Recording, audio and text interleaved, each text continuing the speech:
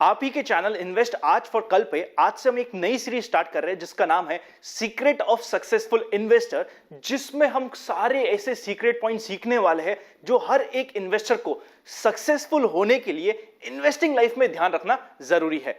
इसमें सबसे पहले मैं पापा के साथ आप सभी को इंट्रोडक्शन करा देता हूं। आई एम वेरी श्योर आप में से काफी लोग पापा को ऑलरेडी जानते होंगे। 25 साल से ऊपर का उन्हें एक्सपीरियंस हो चुका है। More than that he has been awarded time and again by Rajasthan government for financial literacy and making sure कि इन्वेस्टर्स कोई मिस्टेक ना करे। उसी के साथ साथ twice he has been awarded at national level for being the most client friendly advisor and even for being the most tech friendly advisor. तो जी हां, पहले ही शो में हम पापा से सीखने वाले हैं कि क्या क्या चीजों को ध्यान रखना होता है सक्सेसफुल इन्वेस्टिंग के लिए। सो जो सबसे पहला क्वेश्चन मैं पापा से पूछने वाला हूं वो ये होने वाला है कि आखिरकार इमोशनल मैनेजमेंट का कितना रोल होता है इन्वेस्टिंग में। इमोशंस का इंपॉर्टेंट होते भी है, नहीं होते, इसके रिलेटेड काफी सारी चीजों को मेरे पर्सनली डाउट रहते हैं। यही मेरा पहला क्वेश्चन है कि इमोशन और इन्वेस्टिंग क्या रोल है दोनों का। स्टॉक मार्केट में दो ही इमोशन काम करते हैं। नंबर एक होप और दूसरा फियर। प्रॉब्लम क्या है? We hope when we should fear and we fear when we should hope. कैसे होता है? सपोज आपने एक स्टॉक बाई किया, 100 रुपए में बाई किया और आपका स्टॉप लॉस 90 रुपए था और 90 रुपए शेयर का प्राइस आ जाता है। यहां पर आपको तुरंत डिसीजन लेना होगा कि हमें इसको एग्जिट करना है, लेकिन हम क्या करते हैं? यहाँ होप करने लगते हैं और देखते हैं कि एटलीस्ट मेरा परचेज प्राइस यानी 100 रुपए तो आ जाए तो मैं इसको बेचूं। ये हुआ होप का एग्जाम्पल। दूसरा एग्जाम्पल होता है कि सपोज आपने एक स्टॉक बाई किया और 100 रुपए में बाई किया और आपका टारगेट 200 रुपए या कुछ भी रहा होगा, लेकिन जैसे ही वो 110 जाता है तो आप क्या करते हैं? यहाँ पे आप फियर करने लगते हैं कि मुझे 10 रुपए का गेन हुआ है, कहीं ये गेन चला न जाए। और इसका रिजल्ट क्या होता है कि आप अपने स्टॉक को बहुत जल्दी बेच देते हैं। यहाँ हमें, जबकि हम फियर कर रहे हैं, जबकि यहाँ हमें होप करना चाहिए कि हमने रियल विनर को पकड़ा है और जब रियल विनर हमारे पास में है तो हमें इसको लंबे समय तक रखना चाहिए। क्यों? क्योंकि फर्स्ट टाइम पर ही इसने सजेस्ट कर दिया है, इसने बता दिया है कि ये रियल विनर है और आपके लेते ही स्टॉक बढ़ने लग गया है।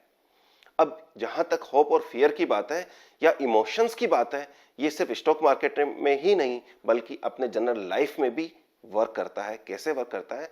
सपोज आपको कोई डिसीजन लेना है और डिसीजन लेने के लिए आप अपने लॉजिकल ब्रेन का इस्तेमाल करते हैं और गूगल सर्च करते हैं, एक्सपर्ट से एडवाइस लेते हैं और इन सब के बाद में अपनी नॉलेज को यूज करते हुए एक बेस्ट डिसीजन लेकर घर पे आते हैं कि ये मैंने डिसीजन लिया है।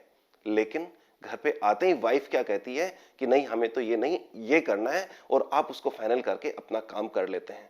तो ये क्या हुआ? ये इमोशनल डिसीजन हुआ। लॉजिकल डिसीजन से शायद बेटर नहीं था, लॉजिकल डिसीजन इससे बेटर हो सकता था, लेकिन आपने इमोशनल डिसीजन लिया। इंश्योरेंस पॉलिसीज ज्यादातर इसीलिए बिकती है सिर्फ इमोशन और इमोशन के कारण। पर डैडी, जो आप इमोशन की बात कर रहे हो, being emotional is a human nature, और अगर हम कह रहे हैं कि आप इमोशंस को बाहर रखो तो ये तो हमारे ह्यूमन नेचर के ही अगेंस्ट की बात नहीं होगी। तो इसको कैसे टैकल किया जाए? जब आपका पैसा दांव पर होता है तो इमोशनल होना तो नेचुरल है और स्टॉक मार्केट इसका कोई एक्सेप्शन नहीं है। और फ्रैंकली कहें, मार्केट केयर नहीं करता है कि आप कौन है, कितने बड़े आदमी हैं, यह तो वही करता है जो इसको करना होता है। तो इसलिए इमोशनल होने का कोई विशेष फायदा है नहीं, बल्कि हमें इमोशंस को मैनेज करना जरूरी है। तो मतलब कि मार्केट में इमोशंस हमें कई बार बहुत ज्यादा कॉस्टली हो सकते हैं। तो ये कॉस्टली इमोशंस को कैसे हटाया जाए ताकि हमारे मार्केट में ये हमें कॉस्ट बियर नहीं करनी पड़े? मेरे एक्सपीरियंस के हिसाब से एक ही तरीका है, बाइंग और सेलिंग रूल्स हिस्टोरिकल रिसर्च के हिसाब से आप तैयार करें। जी हाँ, ये रूल्स ऐसे हों जो हिस्टोरिकल रिसर्च पे हो, ना कि पर्सनल ओपिनियन पर। जरा विचार कीजिए, एक लॉयर अपने डिसीजन कैसे लेता है? वो ऐसे ही लेता है कि पुराना केस स्टडी देखकर उसके अकॉर्डिंग नया डिसीजन लेते हैं। डॉक्टर्स पुराने पेशेंट की और पुरानी दवाई का एक्सपीरियंस के अकॉर्डिंग ही नया प्रिस्क्रिप्शन लिखते हैं। तो क्या स्टॉक मार्केट में ये नहीं हो सकता? हमें भी स्टॉक मार्केट में हिस्टोरिकल रिसर्च को ध्यान में रखते हुए हम उसको इंप्लीमेंट कर सकते हैं। इसलिए यदि हम ये कहें कि जितना आप हिस्ट्री के बारे में जानते हैं, जितना आप हिस्ट्री के बारे में ज्यादा जानते हैं, वही आपके सक्सेस का मंत्र है। तो जैसा कि आपने कहा कि हम जितना हिस्ट्री के बारे में जानेंगे उतना ही हमारी आने वाली स्टॉक पिकिंग या फिर फ्यूचर ठीक होने वाला है। तो किस तरीके से एक्चुअली में यूज किया जाए हिस्ट्री के रूल्स को या हिस्ट्री से सीखे हुए प्रिंसिपल्स को ताकि हमारा फ्यूचर अच्छा हो सके? सबसे पहला काम तो ये करना होगा कि हमें स्टॉक टिप्स को अवॉइड करना है, र्यूमर्स को अवॉइड करना है और नॉइस को अवॉइड करना है। यह करना बहुत जरूरी है। बल्कि हमें यह देखना है कि हिस्टोरिकली जो बेस्ट स्टॉक्स रहे हैं उनकी क्या क्वालिटीज रही हैं। एक एग्जांपल लेते हैं, एचडीएफसी बैंक जो बहुत अच्छा एग्जांपल है, 1995 से लेकर आज तक बहुत अच्छा विनर स्टॉक रहा है। लेकिन इसकी जो सबसे बड़ी क्वालिटी रही है वो ये रही है कि इन सालों में इसने quarter on quarter, year on year 30% सालाना ग्रोथ दी है प्रॉफिट में, 30% सालाना ईपीएस ग्रोथ दी है। तो यह क्वालिटी थी जो एक विनिंग स्टॉक्स में थी।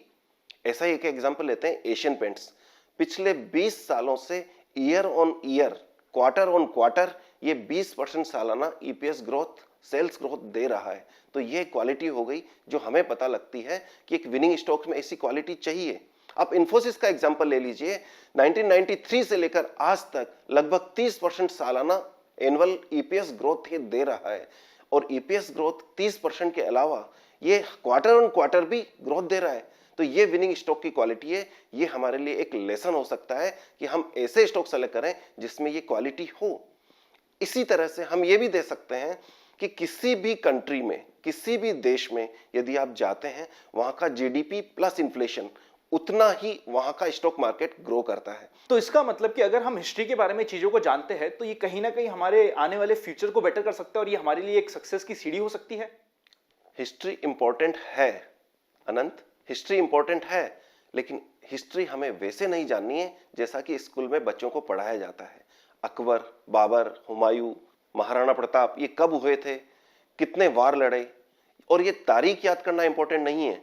इंपॉर्टेंट है उस वहां से हमने लेसन क्या लर्न किया। In the same way stock market में भी हमें ये याद करना जरूरी नहीं है कि ये कैसे हुआ, बल्कि ये याद करना जरूरी है कि ये जो हुआ उसका हमने लेसन क्या लर्न किया। तो यहां 3 बात इंपॉर्टेंट हो जाती है।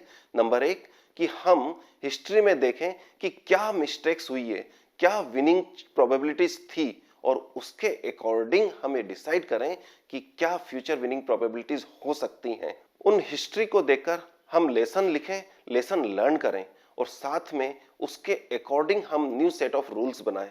जब हम न्यू सेट ऑफ रूल बनाएंगे और लिखेंगे तो हमें उनको फॉलो करना होगा। यहां सबसे इंपॉर्टेंट लेसन लर्न करना और लिखना नहीं है, बल्कि लेसन को फॉलो करना है, उन नए रूल्स को फॉलो करना है। आज तक इन्वेस्टर का ये व्यवहार रहा है कि वो सुनी सुनाई टिप पर या न्यूज पर काम करता है, और अब उसे अचानक पैटर्न चेंज करके बेस्ट पैटर्न को यूज करते हुए, बेस्ट सक्सेसफुल थ्योरीज को यूज करते हुए नए पैटर्न में अपने आप को ढालना सबसे इंपॉर्टेंट है। तो इसलिए अनंत, यहां मैं कहना चाहूंगा कि रूल बनाना ही नहीं बल्कि उनको फॉलो करना उतना ही इंपॉर्टेंट है। तो अगर आपके एक्सपीरियंस के बारे में बात किया जाए और एक्सपीरियंस में देखा जाए तो कौन से सबसे बड़ी मिस्टेक्स है जो इन्वेस्टर कहीं ना कहीं करता था, करता है और करता रहेगा? इन्वेस्टर्स की 2 वर्स्ट हैबिट है। नंबर 1 कि वो लो प्राइस स्टॉक से या पेनी स्टॉक से बहुत ज्यादा अट्रैक्ट होता है और वो सोचता है कि यही बेस्ट स्टॉक है। यदि वो 1 लाख शेयर 2 रुपए का बाई कर लेगा और डबल हो जाएगा स्टॉक्स, तो उसका पैसा डबल हो सकता है। और दूसरा, उसका बहुत ज्यादा ध्यान होता है कि 52 वीक लो पर कौन सा स्टॉक चल रहा है, वो शायद सबसे सस्ता स्टॉक है। अनंत, इस बारे में मैं ये कहना चाहूंगा, तुम्हारी जो स्टाइल है वो मुझे बहुत पसंद आती है। तुम डेली बेसिस पे ये चेक करते हो कि कौन सा स्टॉक 52 वीक हाई पर है और उनमें से कौन सा स्टॉक तुम्हें सेलेक्ट करना है जिसकी क्वालिटी भी वास्तव में उसी लायक है। यह वास्तव में काबिल तारीफ है। मुझसे यदि पूछो तो लॉटरी में विनिंग की प्रोबेबिलिटी आपकी ज्यादा है in spite of in penny stocks में या 52 वीक लो स्टॉक्स को बाई करने में। आप एग्जांपल लेते हैं, आज लगभग 3000 स्टॉक्स ऐसे हैं जो लगभग 200 रुपए से नीचे चल रहे हैं। यदि ये 200 रुपए से नीचे चल रहे हैं, इनमें से 30 स्टॉक ऐसे भी होंगे जो रियल में विनिंग स्टॉक्स होंगे और आज से 5 साल 10 साल बाद में हमें कहेंगे कि देखो ये स्टॉक 2 रुपए में मिलता था और आज 2000 रुपए हो गए। लेकिन एक बात ध्यान रखना, ये 30 स्टॉक यदि विनिंग स्टॉक होंगे तो इनमें वो क्वालिटी होना जरूरी है जो विनिंग स्टॉक में होना था। जैसे 20% या 30% quarter on quarter earning growth या 20-30% year on year earning growth. जिन स्टॉक्स में ये क्वालिटी डेवलप हो जाएगी वही इन 3000 में से विनिंग स्टॉक्स में काउंट होंगे। क्वेश्चन ये होता है कि इन्वेस्टर्स का लो प्राइस स्टॉक्स पे इतना अट्रैक्शन क्यों होता है? इसका सीधा सा रीजन है कि ओवरनाइट, बाय द नाइट आदमी चाहता है कि वो करोड़पति बन जाए, बहुत सारा पैसा कमा ले, लेकिन स्टॉक मार्केट में यह संभव नहीं है।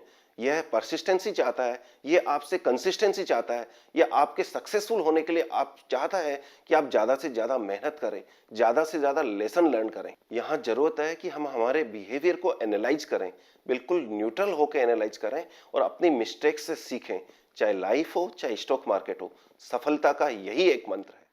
तो इसका मतलब तो ये हो गया कि यहाँ पे काफी लोगों को अपने पुराने माइंडसेट को, पुराने रूल्स को हटाने पड़ेंगे और एक्चुअली रूल्स बनाने भी पड़ेंगे। और हो सकता है बहुत लोग तो विदाउट रूल्स भी इन्वेस्टिंग करते हो। तो फाइनली अब रूल्स बेस्ड इन्वेस्टिंग करनी होगी, अपनी गलती माननी होगी। पर क्या अपनी ही गलती मानना इतना ईजी होता है जितना हम सोच रहे हैं या जितना हम बोल रहे हैं? अनंत, इस बारे में तो बस मैं इतना ही कहूंगा कि कोई भी रॉन्ग होना नहीं चाहता। यदि कभी हम रॉन्ग भी होते हैं तो हम अपने लिए लॉजिक तलाश लेते हैं कि हम राइट थे लेकिन सिचुएशन ने हमें रॉन्ग कर दिया। हम रॉन्ग नहीं थे। लेकिन स्टॉक मार्केट में सक्सेसफुल होने के लिए सबसे पहले तो एडमिट करना तो पड़ेगा ही कि आपने क्या मिस्टेक की है और उन मिस्टेक से सीखना पड़ेगा। यहाँ मैं तो ये करता हूँ कि हर महीने के एंड में हम एनालाइज करते हैं कि मैंने क्या क्या ट्रेड्स लिए और उन ट्रेड्स में क्या क्या सक्सेसफुल ट्रेड्स थे। जो सक्सेसफुल ट्रेड्स थे उसमें क्या रीजन था कि वो सक्सेसफुल रहे, उनको हम कंटिन्यू करेंगे। और क्या क्या ट्रेड्स ऐसे थे या कौन कौन से ट्रेड्स ऐसे थे जो सक्सेसफुल नहीं रहे या जिनमें लॉस लगा, उनमें क्या रीजन था। और इनको जानकर एक नया set of rule, upgraded set of rules बनाएंगे और उसके अकॉर्डिंग आगे वर्क करेंगे, तभी हमें ये सक्सेस मिलेगी। तो लास्ट में तो यही कहूंगा अनंत, यदि आप ये नहीं देखेंगे कि आपने पिछले महीने में, पिछले क्वार्टर में या पिछले ईयर में क्या मिस्टेक की अपने स्टॉक सिलेक्शन के डिसीजन में, तो आप कभी भी एक अच्छे इन्वेस्टर नहीं बन सकते। यदि आपको अच्छे और बेटर इन्वेस्टर बनना है, धीरे धीरे अपने स्किल को इंप्रूव करना है, तो ये आपको करना ही पड़ेगा। सो अगर मैं आज के हमारे कंप्लीट डिस्कशन को, मेरी लर्निंग समराइज करने की कोशिश करूं तो कुछ इस प्रकार है, शायद सबको काफी हेल्प में होने वाली है इससे। तो सबसे पहली तो ये है कि हमें हिस्ट्री के बेसिस पे सीखना है कि फ्यूचर में क्या हो सकता है। सेकंड ये लर्निंग है कि हमें हिस्ट्री के बेसिस में सीखना तो है ही सही, हमारे रूल्स भी चेंज करने हैं, बाइंग और सेलिंग रूल्स बनाने हैं और उनके बेसिस पे बाइंग और सेलिंग डिसीजन लेने हैं। नेक्स्ट लर्निंग ये है कि हमें विनर स्टॉक, ऐसे स्टॉक जो मल्टी बैगर होने वाले हैं, वो सस्ते नहीं मिलने वाले। अगर हम ये सोचे कि 5 रुपए का स्टॉक या 2 रुपए का स्टॉक या 10 रुपए का स्टॉक मल्टी बैगर होने वाला है, तो कहीं ना कहीं वो हमारी एक बहुत बड़ी मिस्टेक हो सकती है। नेक्स्ट एक मिस्टेक ये आती है कि हम बहुत सारे ऐसे लोगों से टिप लेने की कोशिश करते हैं जो कहीं ना कहीं पंटर स्टॉक या बोला जाए तो बहुत ही ज्यादा चीप स्टॉक देने की कोशिश करते हैं। वहां से हमें दूर रहना है और अपने सेट ऑफ रूल्स को फॉलो करके बाइंग और सेलिंग प्रिंसिपल्स में। नेक्स्ट प्रिंसिपल की बात करी जाए, ये मेरा पर्सनल अभी आज के दिन फेवरेट हो गया है कि हमने एक मंथ में जो भी ट्रेड करी हो, चाहे वो सही हो चाहे वो गलत हो, उन पे जाके वापस से चेक करो कि जो सही थी वो क्यों सही थी और गलत हुई थी तो वो क्यों गलत थी, ताकि हम आगे एटलीस्ट वो सेम मिस्टेक या सेम पॉइंटर्स का ध्यान रखें। जो अच्छे पॉइंटर्स थे उनको फॉलो कर सके और जो गलत थे उनको मेक श्योर कर सके एटलीस्ट वो कम हो सके। और फाइनल पॉइंट, मतलब फाइनल कंक्लूजन बोला जाए, जो आप हमेशा बोलते हो और रेदर वॉरेन बफेट भी हमेशा ये चीज बोलते हैं, history always repeat itself but people never learn from history. ये एक फैक्ट है, फैक्ट था और फैक्ट रहेगा, और जितना हम सीखते जाएंगे उतना हमारे लिए ये बेटर होता जाएगा। थैंक यू सो मच कि आप आए, सभी के साथ इंटरेक्ट किया। Thank you so much.